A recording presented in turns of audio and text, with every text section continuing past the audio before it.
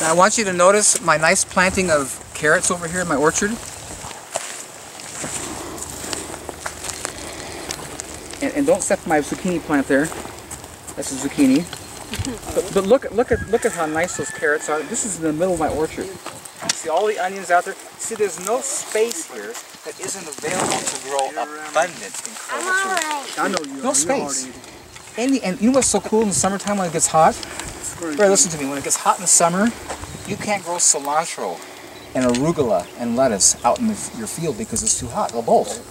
But I planted my trees in the shade, and I have cilantro all summer. No other farmer does, because I have shade. I get it. So this is all cilantro? No, but it's not warm enough yet. Oh, okay. I'm still growing cilantro in the garden. But when in August, I'll start planting my trees, and I get shade, and I have gorgeous cilantro in August. No one else does, because I have shade. So I'm just telling you, God made it so amazing. This is why you don't need a lot of space, because you can grow everything anywhere in your place, because it's abundant, no limit. Did you just move these wood chips off from this spot here? So this is I just brought these in. This is a new load. Mm-hmm. No, that there has just been a while since I've replaced. You know, it's just broken down. But you can see the nice onions I'm growing out there. I got over there. I got cabbage growing. I got a whole bunch of little pickling cucumbers coming up. It's just unlimited. Just how much you grow. I don't need this, but I just have it to give away. My wife is a midwife, and these women who come here that are pregnant need this good food, so it's just a pleasure to give. And look at this cool looking kale. Look at the color of that one. That's a new one. Look at the colors. Yeah, that's very exquisite looking one. Now, Paul. Yes. We've seen, shots of you with your rake, making a little path in there where you would plant seeds and how you kind of rake it over. Most of us are going to start with, this. Okay. How would we plant in this? Let me show you.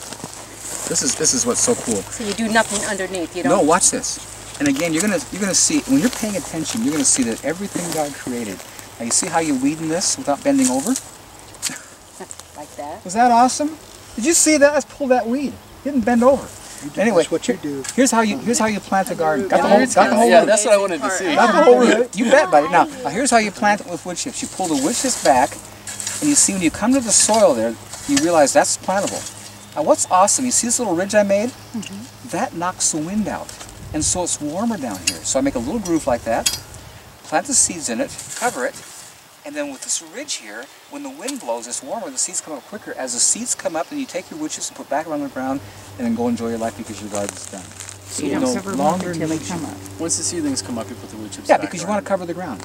Keep it moist. Okay. Yeah. Keep it covered. I made that mistake early this fall. Planted a bunch of seeds and just dumped it on there. Wasn't even thinking. No, you see, And, you see everybody. I'll tell you, I encourage you to, if you go to the website, backedenfilm.com, there's a section there called News.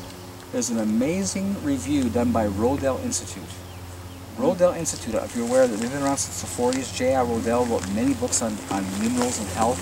They're really a well-known scientific agency for decades. One of their researchers did a amazing article on the film, and they explained how wood chips work.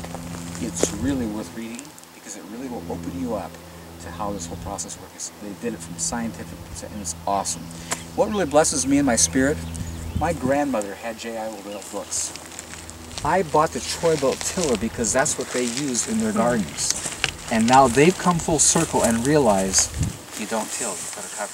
It's so awesome. People are getting it, man. It's just like, yay God.